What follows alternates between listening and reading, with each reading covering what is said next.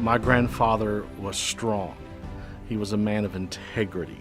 He loved to laugh. He'd play a joke on you in a heartbeat. He wasn't afraid of hard work. My grandfather was a real cowboy. He would break horses. They would bring him wild horses, and he would have this ring set up, and he would be the one that would go in there and get on the horse and ride it and break it to where it would submit to his will. He would be the one who would brand cows. They would bring cattle to him, and he'd have a brand, and he would brand it for them. He wore the hats. He carried the gun. He was the real deal. His name was Jack. Born in 1903 on New Year's Day. His mom died when he was 5. His dad died before he was 1. They moved in with his mom's parents.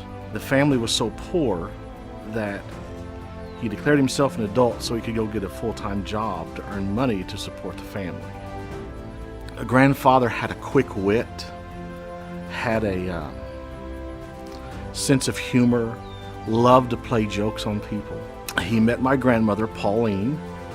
They had 3 kids. He was a sharecropper. He had 10 acres in Ouachita Parish, Louisiana.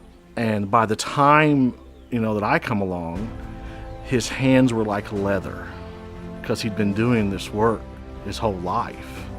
My grandfather's legacy, he followed a mule in the Louisiana hot sun for years.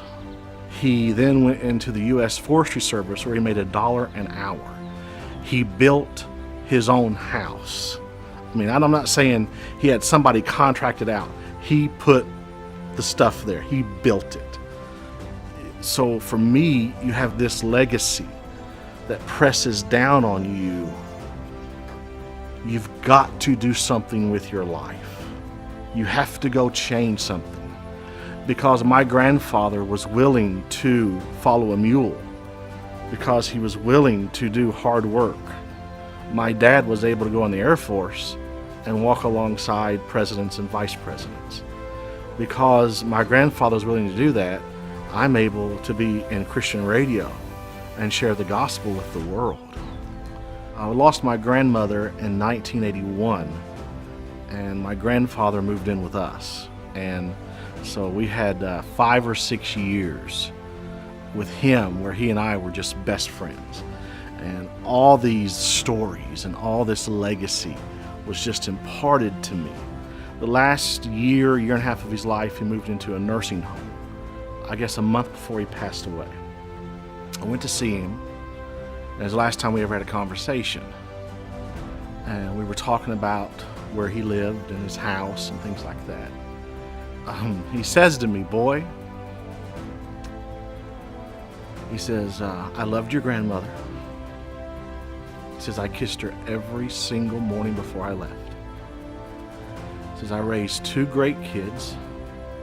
I built them a house, worked hard, put food on the table." I'll never forget this. He says, "It was hard, but it was worth it." And about 3 or 4 weeks later, he was gone. I want to do stuff that's hard because it's worth it. I want to live up to that expectation. I want to inspire others to live up to the expectation that not to waste your life, but do stuff that's hard because it's worth it. And Christian radio has an opportunity. We have an opportunity to come together as an industry, to work with organizations like World Concern and 44 Cent Cure, and we can cure kids. We can work with Compassion, and we can feed kids, and we can clothe them. We can work with local pregnancy centers. And if we could work together as an industry, within 5 years, we could impact 1 billion lives. It's not going to be easy. It's going to be hard. Dear Christian Radio, it's time to do hard things. Why? Because easy never changed the world.